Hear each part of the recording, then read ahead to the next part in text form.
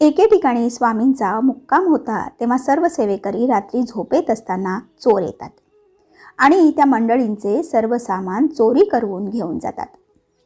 हा सर्व प्रकार स्वामी महाराज बघत होते आणि बघता बघता स्वामी मोठ्या मोठ्याने हसायला लागतात. स्वामींचे हास्य ऐकून सर्व मंडळी उठतात आणि स्वामी आपण हसतात का असा प्रश्न विचारतात.